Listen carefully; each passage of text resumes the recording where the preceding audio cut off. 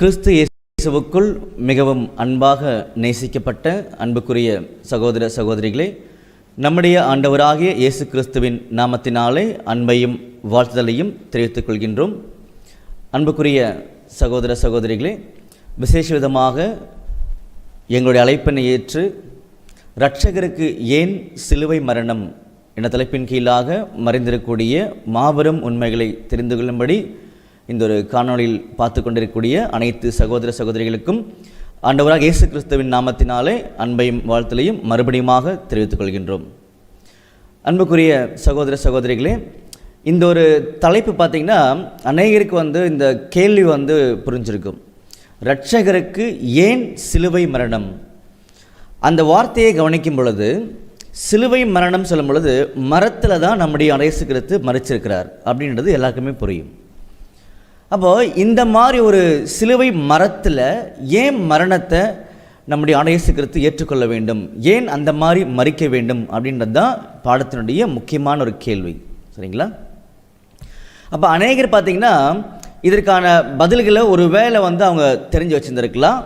அப்படி இல்லை அப்படின்னா நம்ம இன்னும் அதிகமாக ஆழமாக என்ன பண்ணலான்னா அந்த பதில்களை நம்ம தெரிஞ்சுக்கலாம். நல்லா புரிஞ்சுக்கோங்க, நம்முடைய கேள்வி எது கிடையாதுன்னு சொல்லி பார்த்தீங்கன்னா இரட்சகர் எவ்வாறு மரித்தார் அல்லது ஏன் மரித்தார் அப்படின்றது கேள்வி கிடையாது. நம்முடைய கேள்வி இரட்சகருக்கு ஏன் சிலுவை மரத்தில் மரணம், ஏன் அவருக்கு அந்த சிலுவை மரம் கொடுக்கப்பட்டது அப்படின்றது தான் கேள்வி. அப்போது பாருங்கள், இது சிலுவை மரம், இது நம்முடைய ஆண்டவர். அவருடைய ஜீவனை கொடுத்தாதான் உலகத்துக்கு ரட்சிப்பு மீட்பு எல்லாமே. ஆனால் இந்த ஜீவனை கொடுக்கறதுக்காக இவருக்கு ஏன் இந்த மரம் கொடுக்கப்பட்டது, இதுதான் கேள்வி. சரிங்களா? அப்போ கேள்வியில் நீங்கள் எல்லோரும் தெளிவாக இருப்பீங்க. நம்பிக்கையோடு என்ன பண்ண போகிறோன்னா பாடத்துக்குள்ளாக நம்ம கடந்து போக போகிறோம். அதனால் பார்த்திங்கன்னா நம்முடைய அப்போஸ்தலர்கள் எல்லாருமே ரொம்ப தெளிவான சில பதில்களை நமக்கு சொல்லியிருக்கிறாங்க. ஆனால் அந்த பதிலுக்குள்ளாக நம்ம கடந்து போகும்போது மட்டும்தான் இந்த உண்மைகள் தெரியும். உலகத்தில் அநேகர் பார்த்திங்கன்னா அநேக விதமான பதில்களை கொடுத்துட்ருக்குறாங்க. உதாரணத்துக்கு இன்றைக்கி ஆண்டவருடைய பிள்ளைகள் கிறிஸ்டியன்ஸ் இந்த ஒரு சிலுவை மரத்தை பார்த்திங்கன்னா கிறிஸ்டியன்ஸ்க்கு அடையாளமாக பார்த்திங்கன்னா எடுத்துக்கிறாங்க. அவங்க இது பாரம்பரியமாக வரக்கூடிய ஒரு காரியங்கள். அதாவது ரோமன் கிங்ஸ் எம்பரர் ராஜாக்கள், ரோம ராஜாக்களுடைய காலப்பகுதியில் விசேஷமாக கான்ஸ்டாண்டினுடைய காலப்பகுதியில் இருந்ததா இந்த ஒரு சிலுவை என்பது கிறிஸ்தவர்களுக்கு அடையாளமாக வெளியில் லீகலைஸ் பண்ணி கொண்டு வரப்பட்டது. இது சரித்திரம் சொல்லுது. இந்த மாதிரி பார்த்திங்கன்னா இன்றைக்கி நிறைய காரணங்களை இந்த சிலுவை பற்றிய விஷயங்களை சொல்கிறாங்க. ஆனால் அப்போஸ்தலனாகிய பவுல் பார்த்திங்கன்னா ரொம்ப ஜாக்கிரதையாக உறுதியாக தெளிவாக இருக்கார். பாருங்கள், 1 கொரிந்தியரில் 1ஆம் அதிகாரத்தில் 17-18 வசனங்கள் வாசிக்கலாம். 1 கொரிந்தியர் 1ஆம் அதிகாரம் 17ஆம் வசனம் முதல், ஞானஸ்தானத்தை கொடுக்கும்படி கிறிஸ்து என்னை அனுப்பவில்லை, சுவிசேஷத்தை பிரசங்கிக்கவே அனுப்பினார். கிறிஸ்துவின் சிலுவை வீணாய் போகாதபடிக்கு சாதுரிய ஞானம் இல்லாமல் பிரசங்கிக்கவே அனுப்பினார். பார்த்தீங்களா? கிறிஸ்துவுடைய சிலுவை வீணாக போகாதபடிக்கு சாதுரிய ஞானம் இல்லாமல் பிரசங்கம் பண்ணவே என்னை அனுப்பினார். நாட் கன்னிங், வெரி கிளியராக இருக்கணுமா, கரெக்டாக எதுக்காக நம்முடைய இயேசு கிறிஸ்துவுக்கு சிலுவை கொடுக்கப்பட்டது, அவருடைய மரணத்துடைய நோக்கம் என்ன, அதை பற்றிலாம் பலவங்க பேசுகிறார். நம்முடைய நோக்கம் வை வுட், மரம் ஏன், சிலுவை மரம் ஏன் அப்படின்னு தான் கேள்வி. சரிங்களா? படிங்க. 18ஆம் வசனம், சிலுவை பற்றிய உபதேசம் கெட்டு போகிறவர்களுக்கு பைத்தியமாய் இருக்கிறது, ரட்சிக்கப்படுகிற நமக்கோ அது தேவ பலனாய் இருக்கிறது.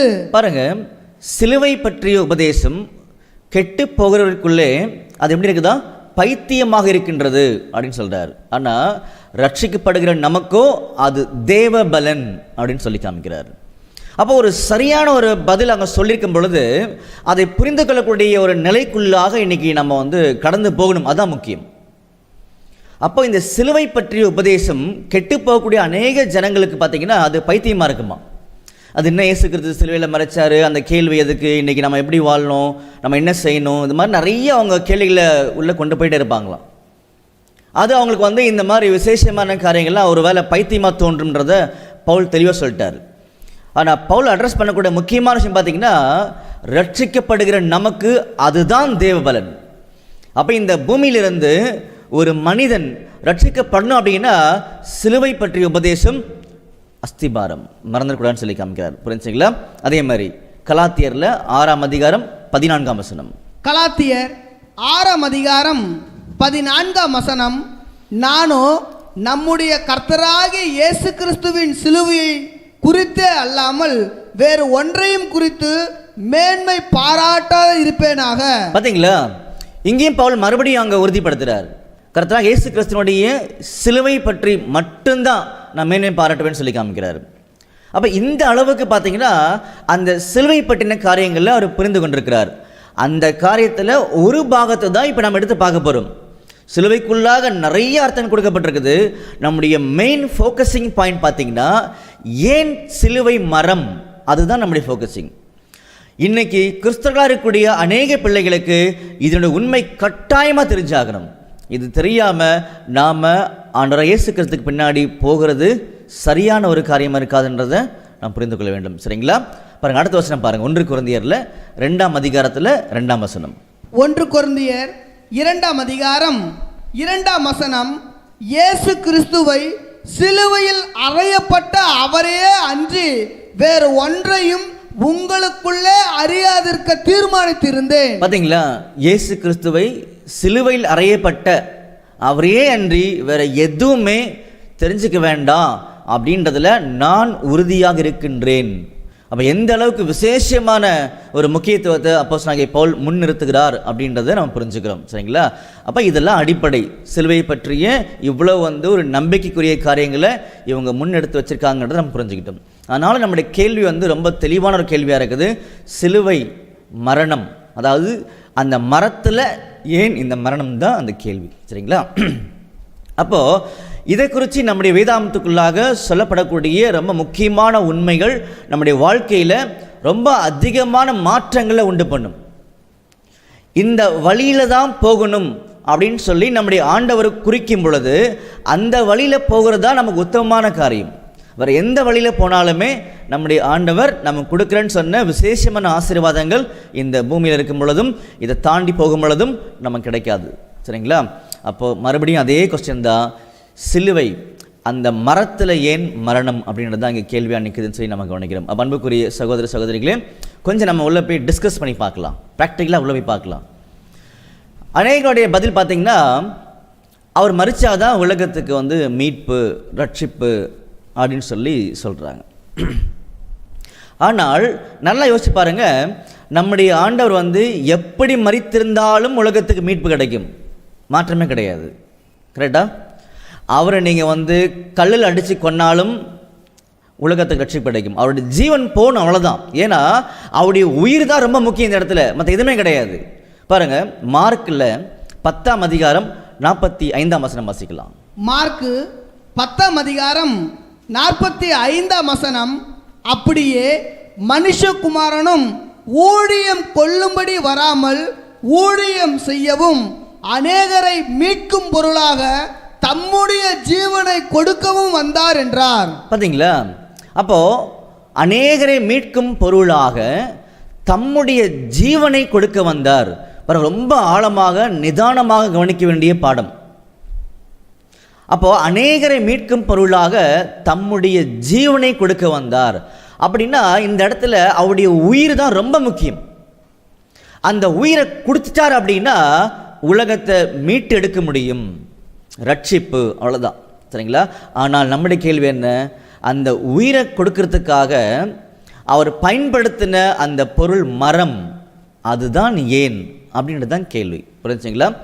சில நேரங்களில் சில பேர் சொல்லலாம், இந்த சிலுவை மரணத்தினால் பார்த்திங்கன்னா அவருடைய ரத்தம் ஃபுல்லாக வெளியே போய் அவர் மரிக்கணும், அப்படிப்பட்டதான ஒரு காரியத்துக்காக தான் இந்த ஒரு சிலுவை மரணத்தை ஏற்படுத்தியிருக்கலாம். ஏன்னா பிரமாணத்தில் சொல்லப்படுறது ரத்தம் சிந்தது இல்லாமல் பாவ மன்னிப்பு இல்லை அப்படின்னு கூட சொல்லலாம் இல்லையா?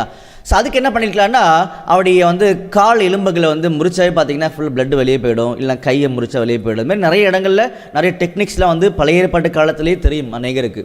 அதுமாதிரி ரோமன்ஸ் டைமில் கூட நிறைய பேருக்கு தெரியும். அப்படி இருந்தும் இதெல்லாம் தாண்டி இந்த மரத்தை ஏன் அலோவ் பண்ணார்? Why wood was allowed? இதுதான் கொஸ்டின். அப்போ அதை குறித்தான மேன்மையான உண்மைகளை நம்ம தெரிஞ்சுக்க வேண்டிய அவசியம் இருக்கு இல்லையா? ஏன்னா நாம் கிறிஸ்தவர்கள், நமக்கு தெரியணும். இன்னும் கொஞ்ச நாளில் நம்ம வழக்கமாக சொல்கிறது மாதிரி ஒட்டுமொத்த உலக ஜனங்களும் இந்த மேன்மைகளை புரிந்து கொள்வார்கள். புரிந்து கொள்ளும் பொழுது அவர்கள் வெட்கப்படுவார்கள். ஆனால் நாம் ரொம்ப சந்தோஷமாக இருப்போம். ஆண்டவரே, இந்த மகத்துவமான காரியங்களை நீங்கள் சொல்லி கொடுத்துருக்கீங்களா ஆண்டவரே அப்படின்னு சொல்லி நம்ம சந்தோஷம் என்ன பண்ணுவோன்னா, இன்றைக்கி நம்ம வீட்டுக்கு போகன்றதில் எந்த மாற்றமும் இல்லை. சரிங்களா?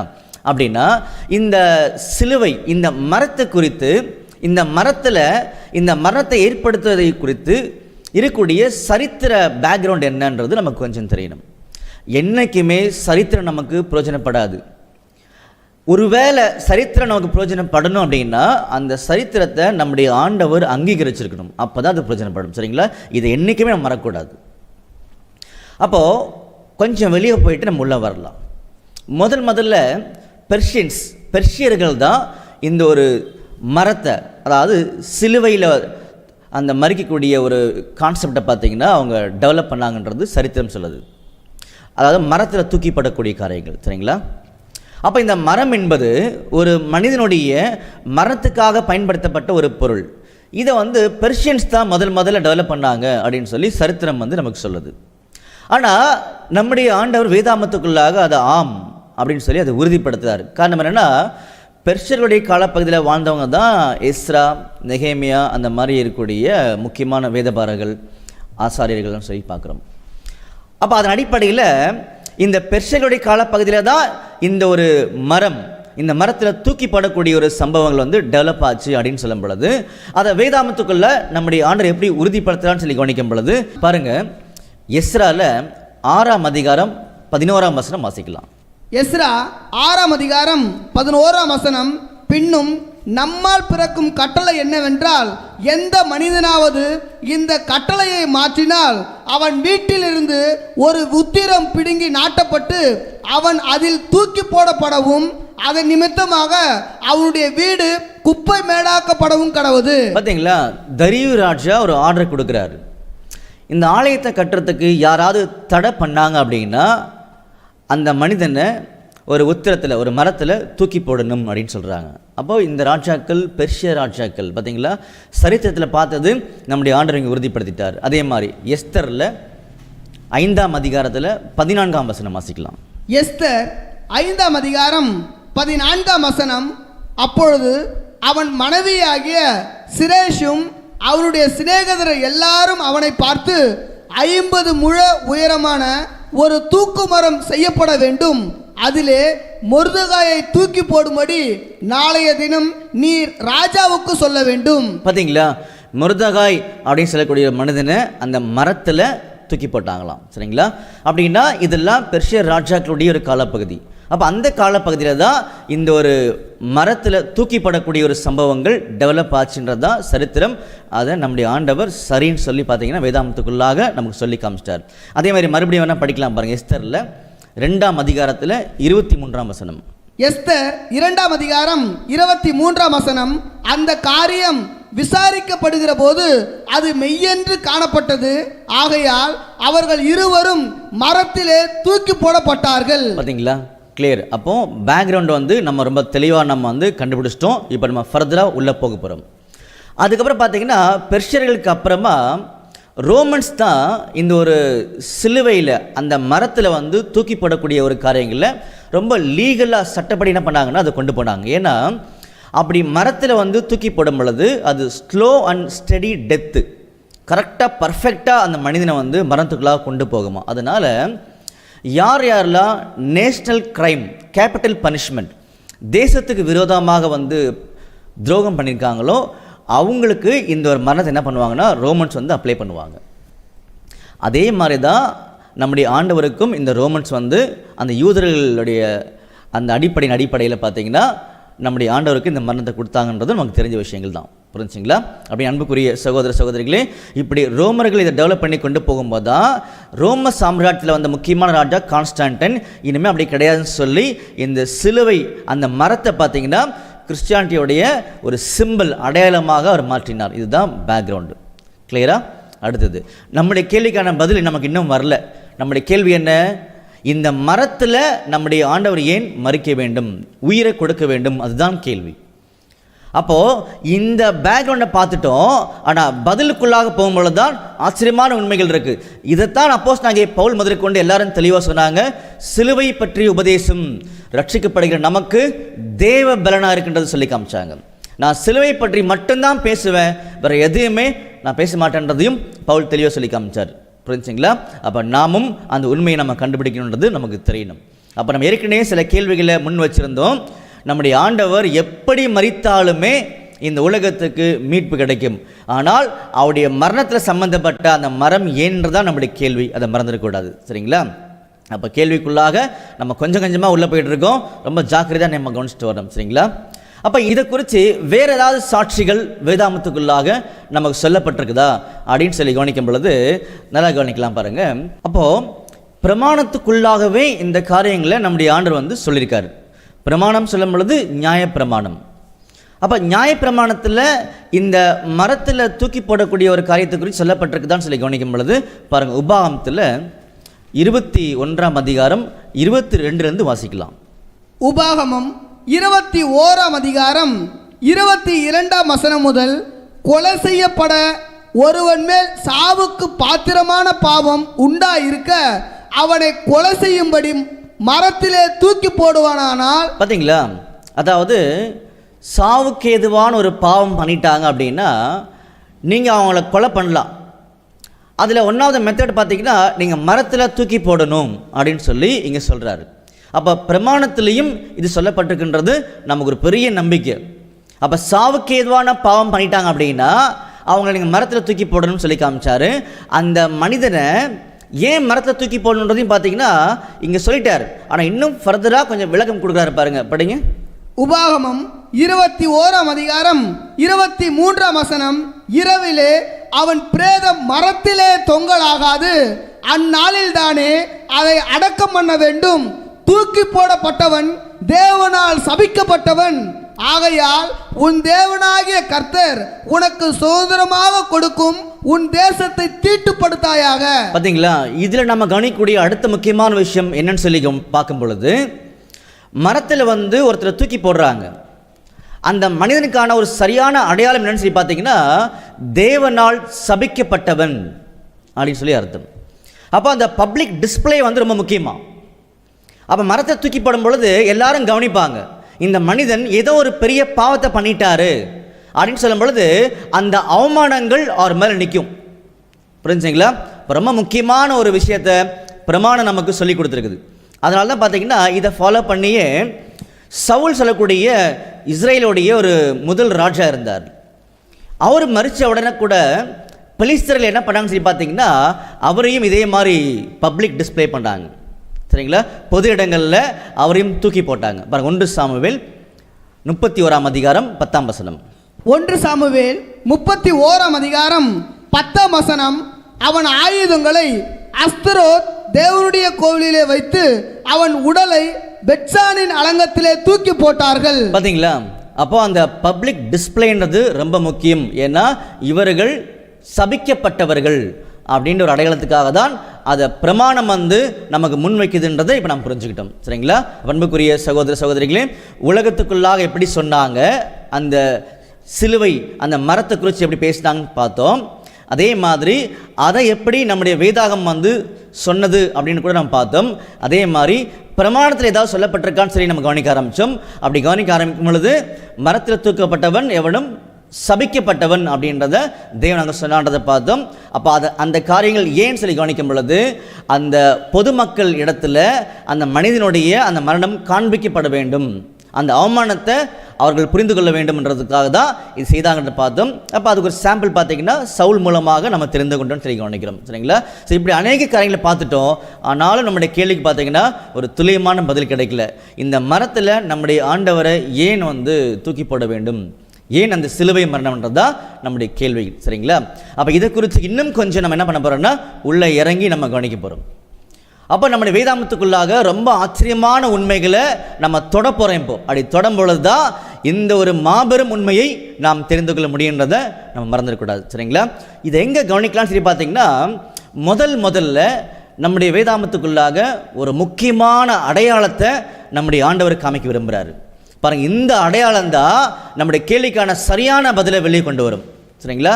என்ன அடையாளம் சொல்லி கவனிக்கும் பொழுது பாருங்கள், ஆதியாகமத்தில் 22ஆம் அதிகாரத்தில் 1ஆம் வசனத்தை வாசிக்கலாம். ஆதியாகமம் 22ஆம் அதிகாரம் 1ஆம் வசனம் முதல், இந்த காரியங்கள் நடந்த பின்பு தேவன் ஆபிரகாமை சோதித்தார். எப்படி எனில், அவர் அவனை நோக்கி ஆபிரகாமே என்றார். அவன் இதோ அடியேன் என்றான். பார்த்தீங்களா? இந்த இடத்துல கூட ரொம்ப ஆச்சரியமான சில உண்மைகள் இருக்குது. எல்லா டைம்லையும் பார்த்தீங்கன்னா ஆபிரகாமை கூப்பிடும் பொழுது ஆபிரகாமுக்கு நல்லாவே தெரியும் ஆண்டவர் ஏதோ ஆசீர்வாதம் கொடுக்க போகிறாரு, ஏதோ அடியேன் ஆண்டவரே அப்படின்னு சொல்லி தான் ஆபிரகாம் சொல்லுவார். ஆனால் இந்த டைமில் ஆபிரகாம் ரொம்ப அதிகமான ஒரு சந்தோஷம் இருக்கார். ஏன்னா 100 வயசு வரைக்கும் ஆபிரகாமுக்கு குழந்தை இல்லை. அப்போது ஆபிரகாமுக்கு குழந்தை கொடுத்த உடனே சில சந்தோஷமான நிகழ்ச்சிகள்லாம் ஆபிரகாம் பண்ணி முடிச்சிட்டார். அதுக்கப்புறமா ஆபிரகாம் கூப்பிடுறாரு. அப்போ இந்த டைமில் ஆபிரகாமுடைய மனநிலைமை ரொம்ப பாசிட்டிவாக இருக்கும்.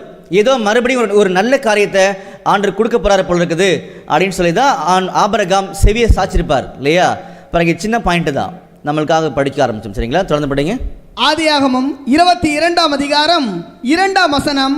அப்பொழுது அவர், உன் புத்திரனும் உன் ஏகசுதனும் உன் நேசகுமாரனுமாக ஈசாக்கை நீ இப்பொழுது அழைத்து கொண்டு மோரியா தேசத்துக்கு போய் அங்கே நான் உனக்கு குறிக்கும் மலைகள் ஒன்றின் மேல் அவனை தகன பலியாக பலியிடு என்றார். பார்த்தீங்களா? அப்போ ஈசாக்கு என்ன பண்ணணுமா? தகன பலியாக பலியிடணும் அப்படின்னு சொல்லி ஆபிரகாம் கிட்ட சொல்லிட்டார். ஒரே ஒரு மகன், ஏக சுதன் இல்லையா? ஒரே ஒரு புத்திரன், எல்லாத்துக்கும் அதிபதி ஈசாக்கு தான். அவரை கொண்டு தகன பலியிடுங்கள் அப்படின்னு சொன்னார். அன்புக்குரிய சகோதர சகோதரிகளே, தகன பலினா என்னன்றது ஆபிரகாமுக்கு தெரியும். நமக்கு அதை பற்றி கட்டாயமாக புரிஞ்சுக்கணும் நம்ம. அப்போ தகன பலி என்பது பார்த்திங்கன்னா ஒரு பலிபீடத்து மேலே கட்டைகளை வச்சுட்டு அதுக்கு மேலே அந்த பலி பொருளை வைப்பாங்க. இந்த இடத்துல பலி பொருள் யாருன்னு சொல்லி கவனிக்கும்போது பார்த்தீங்கன்னா ஈசாக். அப்போ அந்த பலி பொருளை சந்து சந்தாக வெட்டிட்டு, நல்லா வெட்டிட்டு, அப்புறம் உதாரணத்துக்கு ஒரு ஆட்டுக்குட்டின்னு வச்சுக்கோங்களேன். அந்த ஆட்டுக்குட்டியை எடுத்து பலிபீடத்து மேலே இருக்கக்கூடிய அந்த கட்டைக்கு மேலே அந்த ஆட்டுக்குட்டியை வெட்டி வச்சுருவாங்க. அதுக்கப்புறமா அதை அப்படியே என்ன பண்ணுன்னா நெருப்பில் போட்டு கொளுத்திடணும். இதுதான் தகன பலியுடைய அடிப்படை. அப்போ இப்படி தான் ஈசாக்கா பலி கொடுங்கன்னு சொல்லி நம்முடைய தேவன் கேட்குறாரு ஆபிரகாம் கிட்ட. அப்போ எந்த அளவுக்கு தன்னால் நேசிக்கப்பட்ட மகனை அவர் இழக்கணுன்றது ஆபிரகாமுக்கு புரிஞ்சிச்சு. ஏன்னா இது தேவனுடைய விருப்பம். அந்த விருப்பத்தை நான் மனப்பூர்வமாக நிறைவேற்றுன்னு சொல்லி அங்கே போகிறாரு. ஸோ நம்முடைய பாயிண்ட் இது கிடையாது. ஜஸ்ட் நம்ம புரிஞ்சுக்கிட்டோம். ஏன்னு சொல்லி பார்த்தீங்கன்னா நாம் ஆபிரகாமுடைய ஒரு சந்ததியாக தான் அழைக்கப்பட்டிருக்கோம். அப்போ ஆபிரகாம்கிட்ட இருந்த விசுவாசம் நம்மக்கிட்ட இருக்கணும். அப்படின்னா நாமளும் நம்முடைய தேவனுடைய விருப்பங்களை தெரிந்து கொண்டு நம்மளை முழுசாக அர்ப்பணிக்கணும். அதுக்காக தான் இந்த ஒரு பாயிண்ட்டை பார்த்தோம். கொஞ்சம் ஓரம் வச்சிடலாம். இப்போ நாம் எதுக்காக உள்ளே வந்தோம் அப்படின்னா, ஆதியாகமத்திலேயே இந்த மரம் ஏன் அப்படின்றதுக்கான பதிலை உள்ளே வச்சிருக்கான்றதுக்காக தான் உள்ளே வந்தோம். சரிங்களா? அப்போ அதுக்கு சரியான இடம் எங்கே இருக்குன்னு சொல்லி கவனிக்கும் பொழுது 6ஆம் வசனம் வாசிக்கலாம். ஆதியாகமம் 22ஆம் அதிகாரம் 6ஆம் வசனம். ஆபிரகாம் தகன பலிக்கு கட்டைகளை எடுத்து தன் குமாரனாகிய ஈசாக்கின் மேல் வைத்து தன் கையிலே நெருப்பையும் கத்தியையும் எடுத்துக்கொண்டான். இருவரும் கூடி போனார்கள். பாருங்க, இந்த சீனை கரெக்டா நம்முடைய சிந்தனைக்குள்ளாக கொண்டு வரணும். ஈசாக்குக்கு மேல எதை வச்சிட்டாங்களாம்? கட்டைகளை வச்சு ஈசாக்கு சுமந்துட்டு போறாரு அப்படின்றது இங்க தெளிவாயிடுச்சு. அப்படின்னா ஈசாக்கு எதுக்காக போறாரு? தன்னை பலியா கொடுக்கறதுக்காக போறாரு. ஏன்னு சரி பார்த்தீங்கன்னா அதுதான் அப்பாவுடைய விருப்பம், அதாவது ஆபிரகாமுடைய விருப்பம். அப்போ ஆபிரகாமுடைய விருப்பத்தின் அடிப்படையில் ஈசாக்கு என்ன பண்ணுறான்னு சொல்லி பார்த்தீங்கன்னா தன்னை பலியாக கொடுக்கறதுக்காக அங்கே போகிறாரு. அப்போ அவங்க ஒரு அடையாளம் காமிக்கப்பட்டிருக்கு. என்ன அடையாளம் சொல்லி பார்த்தீங்கன்னா ஈசாக்கு அந்த விறகுகளை கட்டைகளை சுமந்து கொண்டு போகிறார். நல்லாவே நமக்கு தெரியும் ஈசாக்கு யாருக்கு ஒரு முன்னடையாளம்? நம்முடைய ஆண்டவராகிய இயேசு கிறிஸ்துவுக்கு ஈசாக்கு ஒரு முன்னடையாளம் அப்படின்றது எல்லாருக்குமே தெரிஞ்ச விஷயங்கள் தான். அப்போ ஈசாக்கு அந்த கட்டையை சுமந்துட்டு போகிறது, நம்முடைய இயேசு கிறிஸ்து சிலுவை அந்த மரத்தை சுமந்துட்டு போகிறதுக்கு முன்னடையாளமாக காமிக்கப்பட்ட காரியங்கள். அப்படின்னா அதில் என்ன சொல்ல வராருன்னா, ஈசாக்கு தகன பலியாக தன்னை ஒப்பு கொடுத்தார். சரிங்களா? அதே மாதிரி தான் நம்முடைய ஆண்டவராக இயேசு கிறிஸ்து தன்னை இந்த பூமிக்கு ஈடு பலியாக, இந்த பூமியை மீட்டெடுக்கக்கூடிய ஒரு பொருளாக ஒப்பு கொடுப்பார். அதற்கு பயன்படுத்தப்பட்டதுதான் இந்த மரம் அப்படின்றத முதல் அடையாளப்படுத்தி காமிக்கிறார். புரிஞ்சுங்களா? அப்போ மரம் என்பது நம்முடைய ஆண்டவராக இயேசு கிறிஸ்துவினுடைய அந்த பலி, ஈடு பலியை அடையாளப்படுத்தக்கூடிய ஒரு முக்கியமான அடையாளம் அப்படின்றத வேதாமத்துக்குள்ளாக சொல்லி காமிச்சார். புரிஞ்சுங்களா? அப்போ இந்த அடையாளத்தை தான் அநேகர் பார்த்தீங்கன்னா நீங்கள் மறந்துருக்காங்க. நம்முடைய பதில் என்ன முடியல, இந்த பதிலை உறுதிப்படுத்தும்படியாக அநேக சாட்சிகள் வேதாமத்துக்குள்ளாக கொடுக்கப்பட்டிருக்குன்னு சொல்லி கவனிக்கிறோம். சரிங்களா? இன்னும் சில சாட்சிகள் என்ன பண்ண போகிறோம்னா நம்ம கவனிக்க போகிறோம். பாருங்கள், முதல்ல மரத்தில் வந்து தூக்கிப்படப்பட்ட ஒரு மனுஷன் வந்து வேதாமத்துக்குள்ளாக இருக்கிறார்.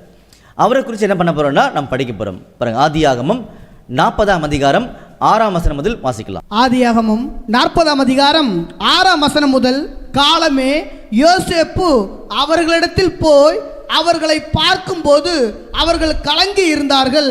அப்பொழுது அவன் தன் எஜமானுடைய வீட்டில் தன்னோடு காவல் பண்ணப்பட்டிருந்த பார்வோனுடைய பிரதானிகளை நோக்கி, உங்கள் முகங்கள் இன்று துக்கமாய் இருக்கிறது என்ன என்று கேட்டான். ஸோ அவங்க யோசேப்பு வந்து அங்கே கேட்குறாரு, ஏன் நீங்கள் ரொம்ப டயர்டாக வாடி போயிருக்கீங்க, துக்கமாக இருக்கீங்க, என்ன காரணம் சொல்லுங்கள் அப்படின்னு சொல்லும் பொழுது, நாங்கள் வந்து ஒரு சொப்பனங்களை நாங்கள் 2 பேருமே பார்த்தோம், அதனால் நாங்கள் இப்படி இருக்குன்னு சொல்லும் பொழுது, கவலைப்படாதீங்க, பரலோகத்தின் தேவன் தெளிவுபடுத்துவார், சொப்பனத்தை சொல்லுங்கள் அப்படின்னு சொல்கிறார். அன்புக்குரிய சகோதர சகோதரிகளே, நாம ஏன் உள்ளே போயிட்டுருக்கோம் அப்படின்னா, இந்த மரம் எந்த வகையில் நம்முடைய ரட்சகருக்கு வந்து அது பயன்படுத்தப்பட்டிருக்கு வேதாமத்துக்குள்ளாக அப்படின்ற பதிலை தேடி ஓடிட்டு இருக்கோம். சரிங்களா?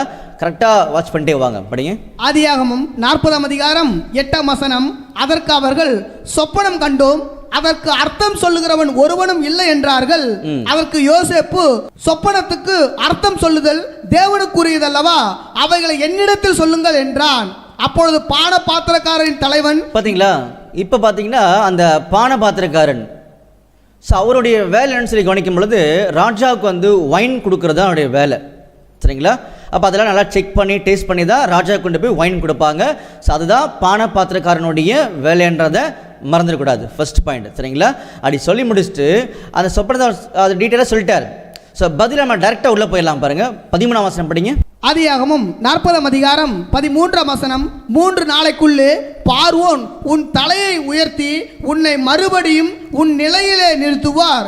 முன்னே அவருக்கு பானம் கொடுத்து வந்த வழக்கத்தின்படி பார்வோனின் பாத்திரத்தை அவர் கையிலே கொடுப்பாய். பார்த்தீங்களா? அப்போ அந்த பட்லர் பான பாத்திரன் அவருடைய வேலைன்னு சொல்லி பார்த்தீங்கன்னா ராஜாவுக்கு வைன் கொடுக்குறதுன்னு சொல்லி பார்த்தோம்.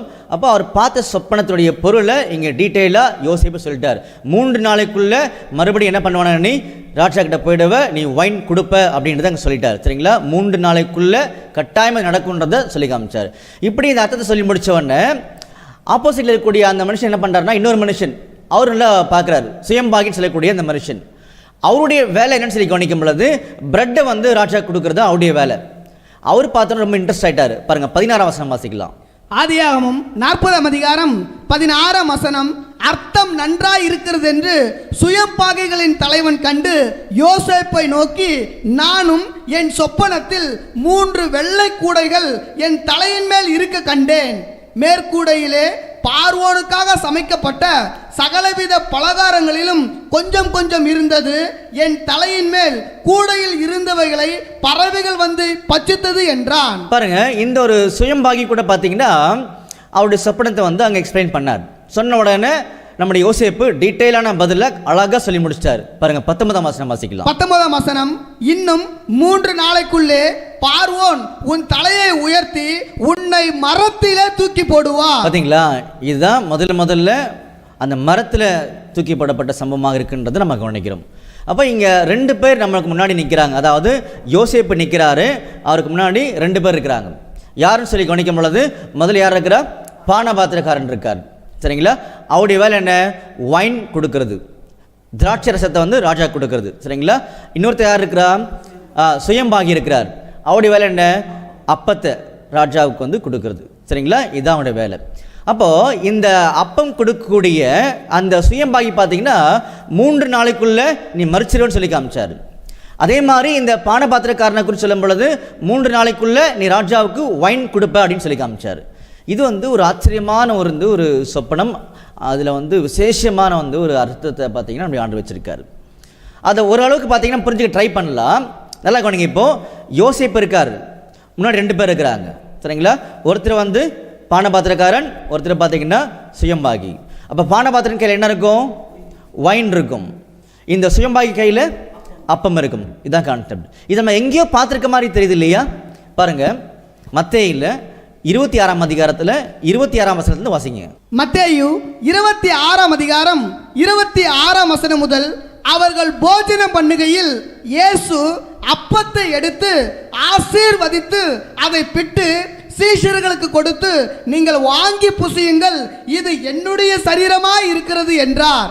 பின்பு பாத்திரத்தையும் எடுத்து ஸ்தோத்திரம் பண்ணி அவர்களுக்கு கொடுத்து, நீங்கள் எல்லாரும் இதிலே பானம் பண்ணுங்கள், இது பாவ மன்னிப்பு உண்டாகும்படி அநேகருக்காக சிந்தப்படுகிற புது உடன்படிக்கைக்கு உரிய என்னுடைய ரத்தமாய் இருக்கிறது. பாருங்க அன்புக்குரிய சகோதர சகோதரிகளே, இந்த அடையாளங்களை கரெக்டாக புரிஞ்சிட்டோம் அப்படின்னா நமக்கு அந்த சொப்பனத்துடைய பொருள் புரிய ஆரம்பிச்சிடும். பாருங்க, இந்த இடத்துல யோசேப்பு இருக்காரு. யோசேப்புக்கு முன்னாடி 2 பேர் இருக்கிறாங்க. ஒன்று பார்த்தீங்கன்னா பானபாத்திரக்காரன் அப்படின்றாரு. சரிங்களா? அவர் எதுக்கு அடையாளமாக இருக்கான்னு சொல்லி கவனிக்கும் பொழுது அந்த ஒரு திராட்சை பழ ரசத்துக்கு பார்த்தீங்கன்னா அடையாளமாக இருக்காரு. அதாவது வைனுக்கு வந்து அடையாளமாக இருக்காரு. சரிங்களா? அதேமாதிரி பார்த்தீங்கன்னா பக்கத்தில் யார் நிற்கிறான்னு சொல்லி கவனிக்கும் பொழுது சுயம்பாகி நிற்கிறார். அவர் வந்து எதுக்கு அடையாளமாக இருக்காருன்னு சொல்லி கவனிக்கும் பொழுது அந்த அப்பத்துக்கு வந்து அடையாளமாக இருக்காரு. சரிங்களா? அப்போ அதே பிக்சர் தான் மத்தேயுல நம்ம வாசித்தோம். நம்முடைய இயேசு கிறிஸ்து அந்த பந்தியில் அமர்ந்திருக்கும் பொழுது அவருக்கு முன்னாடி 2 முக்கியமான பொருள் இருக்குது. ஒன்று பார்த்தீங்கன்னா திராட்சை பழ ரசம், இன்னொன்று பார்த்தீங்கன்னா அப்பம் இருக்குதுன்னு சொல்லி காமிக்கிறாங்க. சரிங்களா? அப்போ அந்த சொப்பனத்தில் சொல்லும் பொழுது இந்த பானபாத்திரக்காரன், அதாவது 3 நாளைக்குள்ள அவர் வந்து ராஜாவுக்கு பார்வோனுக்கு வந்து திராட்சை பழ ரசத்தை கொடுப்பார்னு சொல்லி காமிச்சாரு. அதே மாதிரி இந்த ஒரு சுயம்பாகி மரிப்பார், மரத்தில் தூக்கி போடப்படுவார்ன்றது காமிக்கப்பட்டது. அப்போ இங்கே பொருளை நம்ம கவனிக்கும் பொழுது நம்முடைய ஆண்டவர் இயேசு கிறிஸ்து மூலமாக இந்த இரத்தமாகிய உடன்படிக்கை அநேகருக்கு போய் சேரும் அப்படின்னு சொல்லி காமிச்சாரு. அடுத்து கவனிக்கும் பொழுது அவர் மரத்தில் தூக்கி போடப்படுவார் அப்படின்றதுக்காக தான் இந்த அடையாளங்கள் காமிக்கப்பட்டது. புரிஞ்சுங்களா? அப்போ நம்ம 2 முக்கியமான அடையாளங்களை பார்த்துருக்கோம். ஒன்று பார்த்தீங்கன்னா ஈசாக்கு மூலமாக பார்த்துருக்கோம். ஈசாக்கு வந்து அந்த கட்டைகளை விறகுகளை வந்து சுமந்துட்டு போகிறது நம்முடைய ஆண்டவரை இயேசு கிறிஸ்து தன்னை இந்த பூமிக்கு பார்த்தீங்கன்னா ஈடுபலியாக கொடுப்பார். அதன் மூலமாக ஒட்டுமொத்த உலகத்தையும் மீட்டெடுக்க முடியுன்றதை நமக்கு சொல்லி காமிச்சார். சரிங்களா? ஸோ அடுத்து நம்ம கவனிக்கும் பொழுது அந்த சுயம்பாகி மூலமாக சொல்லப்பட்ட காரியங்கள், அவர் எப்படி மரத்தில் தூக்கி போடப்பட்டாரோ அதே மாதிரி நம்முடைய இயேசு கிறிஸ்துவும் பார்த்தீங்கன்னா மரத்தில் தூக்கி போடப்படுவார்ன்றதுக்காக அடையாளமாக சொல்லப்பட்ட காரியங்கள் தான் கவனித்தோம். சரிங்களா? அன்புக்குரிய சகோதர சகோதரிகளே, இந்த ஒரு மரம் என்பது, சிலுவை என்பது எதுக்கு அடையாளமாக இருக்குன்னு சொல்லி கவனிக்கும் பொழுது அதில் ரொம்ப முக்கியமான விஷயம் சொல்லி கவனிக்கும் பொழுது அது வந்து நம்முடைய இயேசு கிறிஸ்துவுடைய ஈடுபலியை அடையாளப்படுத்தக்கூடிய ஒரு காரியமாக இருக்குன்றதை நம்ம கவனிக்கிறோம். சரிங்களா? அப்போ அடுத்த முக்கியமான பாகத்துக்குள்ளாக நம்ம கடந்து போக போகிறோம். இந்த மரம் என்பது வேற என்ன அடையாளத்தை நம்ம கொடுக்குது அப்படின்னு சொல்லி கவனிக்கும் பொழுது நல்லா கவனிங்க. நம்ம பொதுவாக பார்த்தீங்கன்னா மரத்தை வந்து கிறிஸ்தவர்களுக்கு அடையாளமாக கவனிக்கிறோம். ஆனால் நம்முடைய ஆண்டவர் இன்னைக்கு ரொம்ப தெளிவாக சொல்லி கொடுத்தாரு, மரம் என்பது நம்முடைய இயேசு கிறிஸ்துவுடைய ஈடுபலியை அடையாளப்படுத்தக்கூடிய முக்கியமான அடையாளம் என்பதை நமக்கு சொல்லி காமிச்சார். அப்போ 2வது முக்கியமான அடையாளத்துக்குள்ள என்ன பண்ண போகிறோம்னா நம்ம கடந்து போக போகிறோம். சரிங்களா? நல்லா கவனிங்க. இன்னைக்கு உலக ஜனங்கள் இருக்காங்க இல்லையா, உலக ஜனங்கள் மேலே இருக்கக்கூடிய சுமை என்னன்னு சொல்லி கவனிக்கும் பொழுது ஆதாமுடைய கீழ்ப்படியாமையினால் வந்த பாவம், அதுதான் ஒட்டுமொத்த உலகத்துக்கு மேலே இருக்கக்கூடிய சுமை. அப்போ இந்த சுமையை தன்னுடைய ஈடுபலியின் மூலமாக என்ன பண்ணுவார்னா அவர் நீக்கி போடுவார் அப்படின்றதுக்கு அடையாளமாக தான் இந்த மரம் காமிக்கப்பட்டது. முதல் விஷயங்கள். அடுத்து வரும்பொழுது பார்த்தீங்கன்னா இப்போ நீங்கள் ஒரு பதிலை சொல்லுங்கள், இஸ்ரேல் ஜனங்கள் மேலே எத்தனை சுமைகள் இருக்குது? அதனால தான் நம்முடைய ஆண்டவர் சொன்னார் மத்தேயு 11ஆம் அதிகாரத்தில் பாருங்க 28ஆம் வசனம் வாசிக்கலாம். மத்தேயு 11ஆம் அதிகாரம் 28ஆம் வசனம் முதல். வருத்தப்பட்டு பாரம் சுமப்பவர்களே, நீங்கள் எல்லாரும் என்னிடத்தில் வாருங்கள். பாருங்க, வருத்தப்பட்டு பாரம் சுமக்கிறவர்களே நீங்கள் எல்லாரும் என்னிடத்தில் வாருங்கள் அப்படின்னு சொல்றார். அப்ப இஸ்ரேல் ஜனங்கள் மத்தியில் தான் அவர் பேசுறார். அப்ப இஸ்ரேல் ஜனங்கள் மேல எத்தனை பாரம் இருக்குது அப்படின்றது நமக்கு தெரியணும். சரிங்களா? நல்லா கவனிச்சுக்கோங்க. உலக ஜனங்கள் மேலே ஒரு பாரம் இருக்குது. அது என்னன்னு சொல்லி கவனிக்கும் பொழுது ஆதாமுடைய கீழ்ப்படியாமையினால் வந்த பாவம் இருக்குது. நாம் பார்க்கக்கூடிய பாடம் கம்ப்ளீட்டாக கோட்பாடு அடங்கிய பாடம். சரிங்களா? டாக்டரின் சப்ஜெக்ட் எல்லாமே நல்லா கவனிச்சுட்டே வரணும். அதே மாதிரி இஸ்ரேல் ஜனங்கள் மேலே எத்தனை பாரங்கள் இருக்குது அப்படின்னு சொல்லி இப்போ நம்ம கவனிக்கணும். அதான் ஆண்டவர் ரொம்ப தெளிவாக சொன்னார், வருத்தப்பட்டு பாரம் சுமக்கிறவர்களே அப்படின்னு சொல்லி காமிச்சார் இல்லையா? அப்போ இஸ்ரேல் ஜனங்கள் மேலே இருக்கக்கூடிய பாரம் எத்தனைன்னு சொல்லி கவனிக்கும் பொழுது 2 முக்கியமான பாரம் அவங்க மேலே இருக்குதான். ஒன்று ஆதாம் மூலமாக வந்த பாவம் அவங்க மேலே இருக்குது. சரிங்களா? நம்பர் 1. 2வது பாயிண்ட் தான் ரொம்ப கரெக்டாக கவனிக்கணும். பாருங்க, இஸ்ரேல் ஜனங்களை நம்முடைய ஆண்டவர் தனியாக பிரித்தெடுத்து அவங்களுக்கு நியாயப்பிரமாணத்தை கொடுத்தார். நியாயப்பிரமாணத்தை ஏன் கொடுத்தார்னு சொல்லி கவனிக்கும் பொழுது, அந்த நியாயப்பிரமாணத்துக்கு இஸ்ரேல் ஜனங்கள் கீழ்ப்படிதலோடு வாழ்ந்து காமிச்சாங்க அப்படின்னா அவங்களுக்கு ஜீவன் கிடைக்கும். இப்படின்ற பிரமாணங்களை தான் இஸ்ரேல் ஜனங்களுக்கு நம்முடைய ஆண்டவர் பார்த்தீங்கன்னா முதல்ல கொடுத்துருந்தார். ஆனால் இஸ்ரேல் ஜனங்களால் அந்த நியாய பிரமாணத்துக்கு பரிபூர்ணமாக கீழ்ப்படிய முடியல. கீழ்ப்படிய முடியாதனால அந்த ஜீவனை கொடுக்க வந்த பிரமாணமே அவங்களுக்கு பாவமாக மாறிடுச்சு, அதாவது சாபமாக மாறிடுச்சு. நல்லா கவனிங்க அன்புக்குரிய சகோதரர்களே, ரொம்ப முக்கியமான ஆச்சரியமான கோட்பாடு டாக்டரின் இது. பாருங்க, ரோமரில் 7ஆம் அதிகாரத்தில் 10ஆம் வசனம் வாசிக்கலாம். ரோமர் 7ஆம் அதிகாரம் 10ஆம் வசனம், இப்படி இருக்க ஜீவனுக்கு ஏதுவான கற்பனையே எனக்கு மரணத்துக்கு ஏதுவாக இருக்க கண்டேன். பார்த்தீங்களா, இப்படி இருக்க ஜீவனுக்கு ஏதுவான கற்பனையே, அதாவது நியாயப்பிரமாணத்துக்கு பரிபூர்ணமாக இஸ்ரேல் ஜனங்கள் கீழ்ப்படிந்திருந்தார்கள் அப்படின்னா அவங்களுக்கு ஜீவன் கிடைச்சிருக்கும். கீழ்ப்படியாதனால ஜீவனுக்கேற்ற பிரமாணமே எனக்கு என்ன ஆயிடுச்சான், மரணத்துக்கு எதுவாக மாறிடுச்சு. நாங்கள் எல்லாம் சாபத்துக்குள்ளாக போயிட்டோம், நியாயப்பிரமாணத்துக்கு கீழாக நாங்கள் அடைக்கப்பட்டிருக்கிறோம் அப்படின்னு சொல்லி அந்த நிலைமையை அப்போஸ்தலனாகிய பவுல் தெளிவாக சொல்லி காமிச்சார். அன்புக்குரிய சகோதரர்களே, நல்ல அந்த பிக்சர் பாருங்கள். உலக ஜனங்கள் மேலே பாவம் செல்லக்கூடிய அந்த சுமை இருக்குது, இஸ்ரேல் ஜனங்கள் மேலே பாவம் இருக்குது, நியாயப்பிரமாணத்துக்கு கீழ்ப்படியாதனால வந்த சாபமும் இருக்குது. புரிஞ்சுங்களா?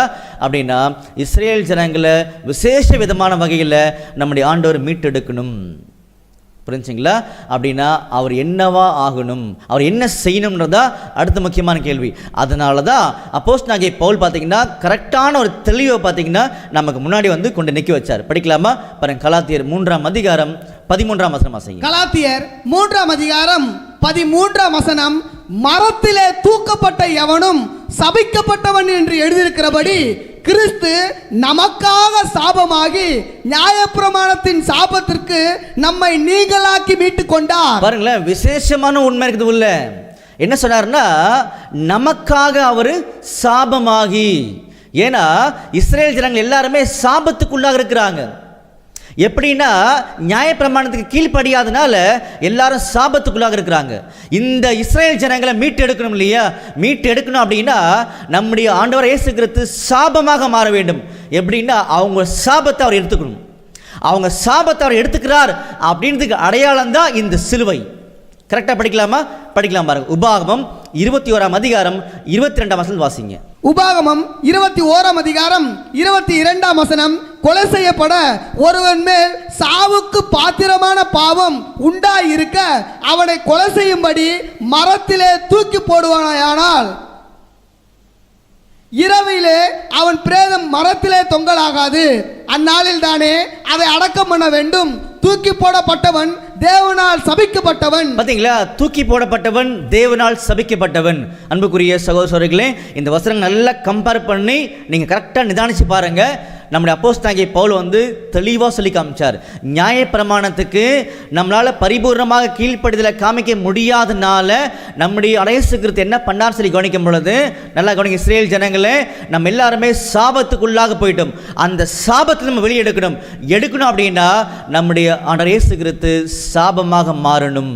எப்படி மாறுவான்னு சொல்லி பார்த்தீங்கன்னா, அவர் சிலுவையில் அவர் தொங்கும் பொழுது நான் உங்களுடைய சாபத்தை ஏற்றுக்கொண்டேன் அப்படின்றது அங்கே காமிக்கிறார்.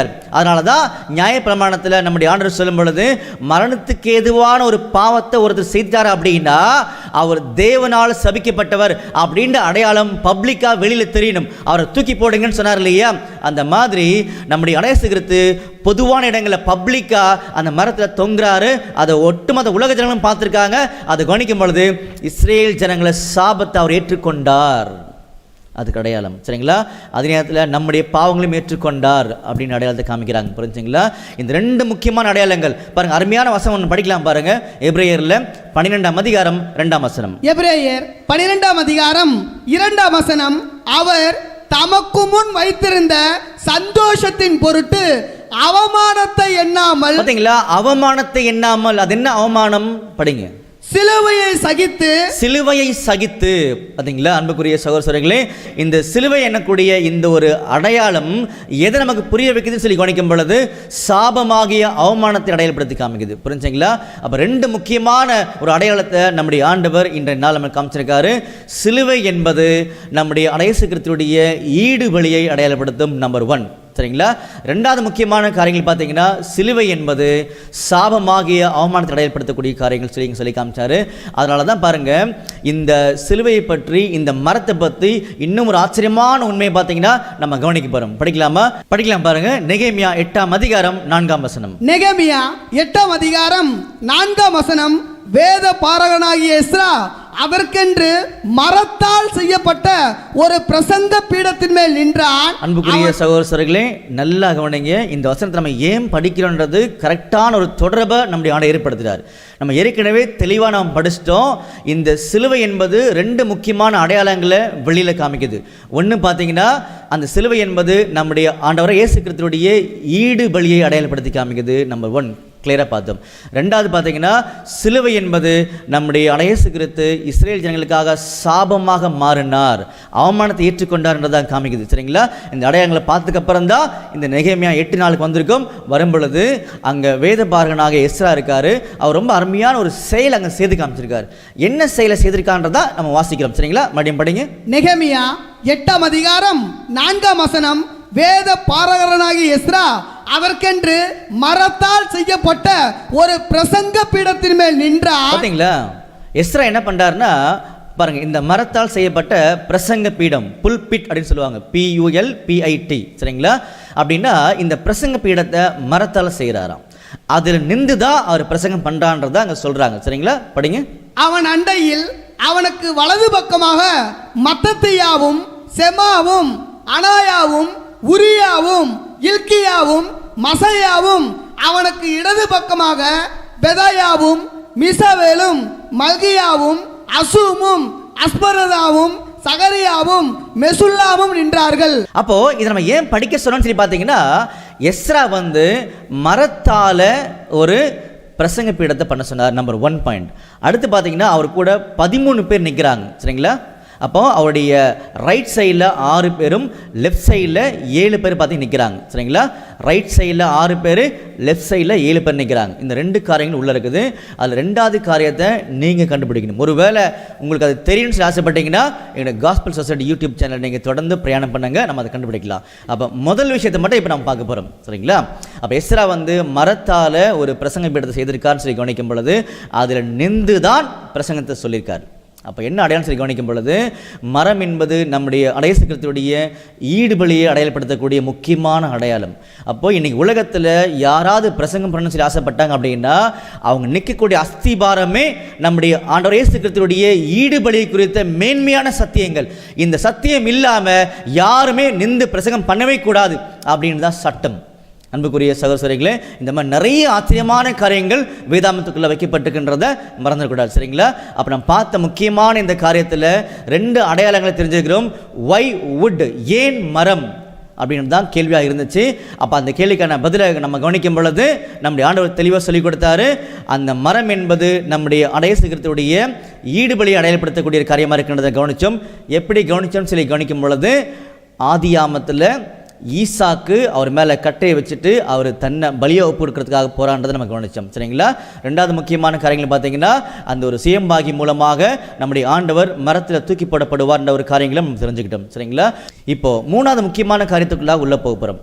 நம்முடைய ஆண்டவர் இயேசு கிறிஸ்துவுடைய மரணம் இருக்கு இல்லையா, அந்த மரணம் எவ்வளோ பாடு உள்ளது, எவ்வளோ வேதனை உள்ளது அப்படின்றத புரிய வைக்கிறதுக்காகவே இந்த மரம் பயன்படுத்தப்பட்டது. சரிங்களா? நல்லா கவனிச்சுட்டு வாங்க.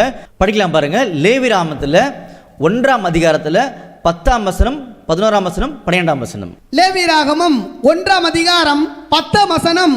அவன் செலுத்துவது செம்மறியாட்டு மந்தையில் உள்ள ஆடுகளிலாவது வெள்ளாட்டு மந்தையில் உள்ள ஆடுகளிலாவது எடுக்கப்பட்ட சர்வாங்க தகன பலியானால். பாருங்க, யாராவது ஒரு மனிதன் இஸ்ரேல் ஜனத்திலிருந்து சர்வாங்க தகன பலியை செலுத்த வராங்க அப்படின்னா அவங்க செய்ய வேண்டிய முறைமைகளை இங்கே ஆண்டவர் சொல்லிட்டு இருக்காரு. சரிங்களா? அதான் இப்போ நம்ம படிச்சுட்டு இருக்கோம். கரெக்டாக அந்த சிந்தனைகளை கொண்டு வாங்க. படிங்க. பழுதற்ற ஒரு கடாவை கொண்டு வந்து கர்த்தருடைய சந்நிதியில் பலிபீடத்தின் வலதுபுறத்தில் அதை கொல்ல கடவன். அப்பொழுது ஆரோனின் குமாரனாகிய ஆசாரியர்கள் அதன் இரத்தத்தை பலிபீடத்தின் மேல் சுற்றிலும் தெளிக்க கடவர்கள். லேவியராகமம் 1ஆம் அதிகாரம் 12ஆம் வசனம். பின்பு அவன் அதை சந்து சந்தாக துண்டித்து அதன் தலையையும் கொழுப்பையும் கூட வைப்பானாக. அவைகளை ஆசாரியன் பலிபீடத்தில் உள்ள அக்கினியில் இருக்கிற கட்டைகளின் மேல் அடுக்கி வைக்க கடவன். அன்புக்குரிய சகோதர சகோதரிகளே, அப்போ இந்த ஒரு வசனத்தில் நம்ம என்ன தெரிஞ்சுக்க போகிறோம்னு சொல்லி பார்த்தீங்கன்னா, இஸ்ரேல் ஜனத்தில் யாராவது ஒரு மனிதன் வந்து சர்வாங்க தகன பலி செலுத்த வராங்க அப்படின்னா அந்த பலி பொருளை பலிபீடத்து மேலே இருக்கக்கூடிய அந்த கட்டை மேலே என்ன பண்ணணும்னா சந்து சந்தா வெட்டி வச்சிடணும். வெட்டி வச்சுட்டு அதை நெருப்பிட்டு கொளுத்துன்னு சொல்லி காமிச்சாங்க. அப்போது இதை நம்ம ஏன் கவனிக்க வந்தோம்னு சொல்லி பார்க்கும் பொழுது, இந்த மரம் என்பது நம்முடைய ஆண்டவராகிய இயேசு கிறிஸ்துவுடைய ஈடு பலியை அடையாளப்படுத்தும். அப்போ அந்த ஈடு பலி என்பது அவருடைய ஜீவனை கொடுத்து இந்த உலகத்தை மீட்டெடுக்கக்கூடிய ஒரு காரியம். அப்போ அது எவ்வளோ பாடு உள்ளது, அந்த ரேன்சம், அந்த ஈடுபலி எவ்வளோ வேதனை உள்ளது அப்படின்றத நமக்கு புரிய வைக்கிறதுக்காகவே இந்த ஒரு சம்பவம் காமிக்கப்பட்டது. அநேகர் உலகத்துக்குள்ளாக பார்த்தீங்கன்னா கிறிஸ்தவர்கள் நம்ம எல்லாருமே நம்முடைய ஆண்டவர் ரொம்ப பாடுபட்டாரு, கஷ்டப்பட்டாரு, மரித்தாரு அப்படின்னு சொல்கிறாங்க இல்லையா? ஆனால் அந்த மரணம், அந்த ஒரு ஈடுபலி எவ்வளோ வேதனை உள்ளது அப்படின்னு காமிக்கிறதுக்காகவே இந்த ஒரு பிக்சரை காமிச்சார். நல்லா இந்த பிக்சரை மைண்டில் கொண்டு வாங்க. இப்போது பாருங்கள், பலிபீடம் இருக்குது, அதுக்கு மேலே விறகு கட்டை இருக்குது, அதுக்கு மேலே பலிப்பொருள் இருக்குது, சந்து சந்தா வெட்டி வச்சிருக்கிறாங்க. சரிங்களா? அப்படின்னா நம்முடைய இயேசு கிறிஸ்துவை இவன் மைண்டில் கொண்டு வரும் பொழுது இந்த பலிப்பொருளை நெருப்பிட்டு கொளுத்திடுவாங்க. சரிங்களா? அப்போ அது எவ்வளோ வந்து அந்த வேதனையை அடையாளப்படுத்தக்கூடிய காரியமாக இருக்கின்றது தான் நம்ம பார்க்கக்கூடிய விஷயங்கள். அப்போ இந்த அளவுக்கு பாடுகள் பட்டதா இந்த ஜீவனை இந்த பூமியில் கொடுத்து நம்ம மீட்டு எடுத்திருக்காருன்றதை புரிய வைக்கிறார். புரிஞ்சுங்களா? அப்போ 3 முக்கியமான ஒரு காரியங்களை நம்ம பார்த்துருக்கோம். ஒன்று பார்த்தீங்கன்னா, இந்த மரம் என்பது 2 முக்கியமான அடையாளங்களை காமிக்குது. ஒன்று, முதல் அடையாளம், இந்த மரம் என்பது நம்முடைய ஆண்டவர் இயேசு கிறிஸ்துவுடைய ஈடு பலியை அடையாளப்படுத்தக்கூடிய காரியமாக இருக்கிறது சொல்லி காமிக்கிறாரு. அதாவது ரேன்சம் அப்படின்னு சொல்லுவாங்க. சரிங்களா? இதை எங்கே படிக்கலாம்னு சொல்லி கவனிக்கும் பொழுது பாருங்கள், மார்க்கில் 10ஆம் அதிகாரம் 45ஆம் வசனம் வாசிக்கலாம். மார்க்கு 10ஆம் அதிகாரம் 45ஆம் வசனம். அப்படியே மனுஷகுமாரனும் ஊழியம் கொள்ளும்படி வராமல் ஊழியம் செய்யவும் அநேகரை மீட்கும் பொருளாக தம்முடைய ஜீவனை கொடுக்கவும் வந்தார் என்றார். அநேகரை மீட்கும் பொருளாக தம்முடைய ஜீவனை கொடுக்க வந்தார். இந்த அடையாளத்தை தான் கரெக்டாக நம்ம லிங்க் பண்ணணும். சில பேர் மறந்துடுவீங்க. இந்த அடையாளத்தை தான் ஈசாக்கு மூலமாக காமிச்சாரு. ஈசாக்கு விறகை கட்டையை சுமந்து கொண்டு போறார் அப்படின்னா இந்த அடையாளம், இந்த மரம் என்பது நம்முடைய ஆண்டவர் இயேசு கிறிஸ்துவுடைய ஈடுபலியை மீட்கும் பொருள், அவருடைய ஜீவனை கொடுப்பார் அப்படின்றதுக்கு அடையாளமாக தான் இது காண்பிக்கப்பட்டிருந்த மறந்துடக்கூடாது. 2வது காரியம், ரொம்ப முக்கியமாக இஸ்ரேல் ஜனங்கள் மேலே நியாயப்பிரமாணத்தின் மூலமாக வந்த சாபம் இருந்துச்சு. அந்த சாபத்தை அவர் எடுத்துக்கொண்டார், அவமானத்தை அவர் சகித்தார் அப்படின்னு காமிக்கிறதுக்காகவே அந்த அடையாளம் காமிக்கப்பட்டது. புரிஞ்சுங்களா? அப்போ 2 அடையாளங்களை இங்கே பார்த்துட்டோம். 3வது முக்கியமான விஷயம், அவருடைய இந்த ஈடுபலி, தன் ஜீவனை கொடுத்த காரியங்கள் எவ்வளவு பாடு உள்ளது அப்படின்றத காமிக்கிறதுக்காகவே இந்த மரத்தை குறித்து நம்ம பார்த்துருந்தோம் 3வது ஒரு காரியத்துக்குள்ளாக. சரிங்களா? அப்போ இன்னும் விசேஷமான காரியங்கள் நிறைய இருக்குது அன்புக்குரிய சகோதரர்களே. அப்போ நம்ம நோட்டீஸில் போட்டிருந்த அந்த கேள்விக்கான பதில், ரட்சகருக்கு ஏன் சிலுவை மரணம், அதாவது நம்முடைய ஆண்டவராக இயேசு கிறிஸ்துவுக்கு ஏன் இந்த மரத்தின் மூலமாக அந்த மரணம் கொடுக்கப்பட்டது அப்படின்னு சொல்லி கவனிக்கும் பொழுது, அந்த மரத்தின் மூலமாக சொல்லப்படக்கூடிய 2 முக்கியமான உண்மைகள். ஒன்று பார்த்தீங்கன்னா, நம்முடைய இயேசு கிறிஸ்து ஈடுபலியை செலுத்துவார் அப்படின்றதுக்கு அடையாளம். இன்னொன்று பார்த்தீங்கன்னா, இஸ்ரேல் ஜனங்களுக்காக சாபமாக மாறி அந்த அவமானத்தை தான் ஏற்றுக்கொள்வார் அப்படின்றதுக்கு அடையாளமாக தான் அங்கே சொல்லப்பட்ட காரியங்கள் தான் படிக்கிறோம். அதனால தான் அப்போஸ்தலனாகிய பவுல் நமக்கு சொல்லும் பொழுது பாருங்கள், 1 கொரிந்தியர் 15ஆம் அதிகாரம் 3ஆம் வசனம். 1 கொரிந்தியர் 15ஆம் அதிகாரம் 3ஆம் வசனம்.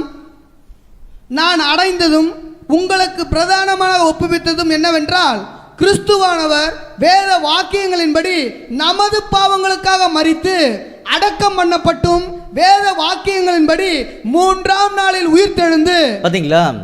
வேத வாக்கியங்களின்படி. அதனால தான் அந்த வேத வாக்கியத்தின் அடிப்படையில் நம்முடைய இயேசு கிறிஸ்து மரித்தார் என்பது தெரியும். ஆனால் ஏன் அந்த மரம் அவருக்கு கொடுக்கப்பட்டிருந்தா ஒரு கேள்வியாக இருந்துச்சு. புரிஞ்சுங்களா? அப்போ இன்னைக்கு இந்த மரத்தின் மூலமாக நமக்கு ஒரு மிகப்பெரிய ஒரு வாய்ப்பை கொடுத்துருக்காரு. எந்த வாய்ப்பை கொடுத்துருக்கான்னு சொல்லி கவனிக்கும் பொழுது பாருங்கள், எபேசியரில் 2ஆம் அதிகாரத்தில் 14 படிக்கலாம். எபேசியர் 2ஆம் அதிகாரம் 14ஆம் வசனம் முதல். எப்படி எனில் அவரே நம்முடைய சமாதானக்காரராகி, பாருங்க, அவரே நம்முடைய சமாதானக்காரராகி இருதிறத்தாரையும் ஒன்றாக்கி, அந்த இருதிறத்தார் யாருன்னா ஒன்னு புறஜாதிகள், இன்னொன்னு யூதர்கள். சரிங்களா? பகையாக நின்ற பிரிவினையாகிய நடிச்சுவரை தகர்த்து சட்ட திட்டங்களாகிய நியாயப்பிரமாணத்தை தம்முடைய மாம்சத்தினாலே ஒழித்து. அன்புக்குரிய சகோதரர்களே, நல்லா கவனிங்க. புறஜாதிகள் நம்ம இருக்கிறோம், நமக்கு நடுவில் ஒரு மிகப்பெரிய ஒரு பகையாக இருக்கக்கூடிய ஒரு சுவர் இருந்துச்சு. என்னன்னு சொல்லி பார்த்தீங்கன்னா பாவம். அதனால தான் நம்ம நம்முடைய ஆண்டவர்கிட்ட நெருங்கவே முடியல. அப்போ இதை உடைக்கணும், நம்பர் 1. ரெண்டாவது பார்த்தீங்கன்னா, யூதர்களுக்கு மத்தியில் நியாயப்பிரமாணம் சொல்லக்கூடிய சட்டத்திட்டங்கள் இருக்குது, அது பெரிய பகையாக நிற்குது, அதையும் உடைக்கணும். சரிங்களா? படிங்க. இருதிறத்தாரையும் தமக்குள்ளாக ஒரே புதிய மனுஷனாக சிருஷ்டித்து. பார்த்தீங்களா? இந்த 2 பேருமே ஒரே புதிய மனுஷனாக சிருஷ்டிக்கணும், அதுதான் ஆண்டவருடைய திட்டமா இருக்குது. இப்படி சமாதானம் பண்ணி பகையை சிலுவையில் கொன்று. பாத்தீங்களா? பகையை சிலுவையில் கொன்று அப்படின்னா அந்த சிலுவையின் அடையாளம் என்ன? நமக்காக அவர் ஈடுபலியை கொடுத்திருக்காரு, அதே நேரத்தில் யூதர்களுக்காக சாபமாக இருக்காரு. அப்போ அந்த அடையாளத்தின் மூலமாக நமக்கு சொல்ல வந்த விஷயங்கள் இதுதான். 2 பேருமே கிறிஸ்துக்குள்ளாக ஒரே புதிய மனுஷனாக அவர் மாற்றிருக்காரு. அப்படி மாற்றப்பட்ட நாம் இன்னைக்கு நம்முடைய ஜீவனை என்ன பண்ணணும்னா நம்முடைய அடையாளத்துக்காக கொடுக்கணும். அப்படின்னா அவருடைய உபதேசங்களை சரியாக புரிந்து கொண்டால் மட்டுமே நம்முடைய ஜீவனை அவர் கொடுக்க முடியுமே தவிர இல்லைன்னா முடியாது. அதனால தான் அப்போஸ்தலனாகிய பவுல் ரொம்ப கிளியராக சொல்லி காமிச்சாரு. படிக்கலாம் பாருங்க, மறுபடியும் 1 கொரிந்தியர் 1:18. 1 கொரிந்தியர் 1:18 சிலுவையை பற்றிய உபதேசம் கெட்டு போகிறவர்களுக்கு பைத்தியமாய் இருக்கிறது. பாத்தீங்களா? சிலுவையை பற்றிய உபதேசம் கெட்டு போகிற மக்களுக்குள்ளாக பைத்தியமாக தோன்றுமா? அப்போ இன்னைக்கு உலகத்தில் அநேகர் பார்த்தீங்கன்னா இதை விரும்புறதில்லை, நேசிக்கிறதில்லை. ஏன்? அந்த மரமாகிய அந்த சிலுவை நம்முடைய ஆண்டவருக்குன்னு யாரும் அதை தெரிஞ்சுக்க முயற்சி பண்ணுறதே கிடையாது. சரிங்களா? அப்போ அநேகருக்கு அது ஒரு ஃபூலிஷாக தெரியும், பைத்தியமாக தெரியும் சொல்லி காமிச்சாரு. ஆனால் நமக்கு அது தேவ பலன். இந்த பலன் தான் நம்மளை வாழ வைக்குமே தவிர வேறு எதுவுமே வாழ வைக்காது. எந்த பலன்? சிலுவையின் மூலமாக 2 அடையாளங்கள். 1, நம்முடைய இயேசு கிறிஸ்து நமக்காக இந்த பூமியில் இருக்கக்கூடிய ஒவ்வொரு ஜனத்துக்காக தன்னுடைய ஜீவனை கொடுத்திருக்கார், ஈடு பலி செலுத்திருக்கிறார். அந்த ஈடுபலி குறித்து ஆச்சரியமான உண்மைகள் இருக்குது. வரக்கூடிய காலத்தில் ஆண்டவர் சித்தமானால் நம்ம தெரிஞ்சுக்கலாம். சரிங்களா? அப்போ மரத்தில் காமிக்கப்பட்ட அடையாளங்களை மறுபடியும் ஏன் ரிப்பீட் பண்ணுறோன்னா இந்த அடையாளங்கள் தான் வேதாமத்துக்குள்ளாக நம்முடைய ஆண்டவர் சொன்ன அடையாளங்கள். சரிங்களா? அப்போ ஒரு அடையாளம் நம்முடைய அடையாளத்துக்கு ஈடுபலியை செலுத்துவார் என்பது அடையாளம். இன்னொரு அடையாளம் பார்த்தீங்கன்னா அவர் யூதர்களுக்காக, இஸ்ரேல் ஜனங்களுக்காக அவருடைய சாபங்களை ஏற்றுக்கொண்டார், அவமானங்களை ஏற்றுக்கொண்டார் தான் அடையாளங்கள். அப்போ நாமும் நமக்கு முன்பாக இருக்கக்கூடிய காரியங்களை எப்படி அணுகுன்றதுக்காகவே இன்னொரு வசனம் படிச்சு இந்த பாடத்தை முடிக்கலாம். பாருங்க, எபிரேயர் 12:1 படிங்க. எபிரேயர் 12:1 ஆகையால் மேகம் போன்ற இத்தனை திரளான சாட்சிகள். பாத்தீங்களா? அப்போ மேகம் போன்று இத்தனை திரளான சாட்சிகள் நம்மளை சுத்தி நிக்குதுன்னு சொல்லி காமிக்கிறாரு. நம்மை சூழ்ந்து கொண்டிருக்க பாரமான யாவற்றையும் நம்மை சுற்றி நெருங்கி நிற்கிற பாவத்தையும் தள்ளிவிட்டு. பாத்தீங்களா? நம்மளை சுத்தி ரொம்ப க்ளோஸா பாவம் நிக்குதான், நாம் அதில் இருக்கப்படக்கூடாது, அது நமக்குள்ள வரக்கூடாது, அதனால அதை தள்ளிடுங்க அப்படின்றாரு. விசுவாசத்தை துவக்குகிறவரும் முடிக்கிறவருமாய் இருக்கிற இயேசுவை நோக்கி நமக்கு நியமித்திருக்கிற ஓட்டத்தில் பொறுமையோடு ஓட கடவோம். எப்படி ஓடணும்? படிங்க. எபிரேயர் 12:2 அவர் தமக்கு முன் வைத்திருந்த சந்தோஷத்தின் பொருட்டு அவமானத்தை எண்ணாமல் சிலுவையை சகித்து தேவனுடைய சிங்காசனத்தின் வலதுபுறத்தில் வீற்றிருக்கிறார். ஆகையால் நீங்கள் இளைப்புள்ளவர்களாய் உங்கள் ஆத்துமாக்களில் சோர்ந்து போகாதபடிக்கு தமக்கு விரோதமாய் பாவைகளால் செய்யப்பட்ட இவ்விதமான விபரீதங்களை சகித்த அவரையே நினைத்துக் கொள்ளுங்கள். பாத்தீங்களா? அன்புக்குரிய சகோதரர்களே, நம்ம கடைசியாக சொல்லக்கூடிய முக்கியமான ஒரு உபதேசம் என்னன்னு சொல்லி கவனிக்கும் பொழுது அவரையே நினைத்துக் கொள்ளுங்கள். அப்போ அவர் எந்த அளவுக்கு தன்னுடைய ஜீவனை கொடுத்து நமக்கு ஜீவனை கொடுத்துருக்கான்றதை மறந்துடாதீங்க. அப்படி நிற்கும் பொழுது அவரோடு கூட பாடுகளை சகித்தோமானால் அவரோடு கூட ஆளுகையும் செய்வோன்றது சொல்லி காமிச்சார். சரிங்களா? பண்புக்குரிய சகோதரர்களே, பொறுமையாக கேட்டவங்க அனைவரையும் ஆண்டவர் இயேசு கிறிஸ்து தாமே ஆசீர்வதிப்பாராக. ஆமென்.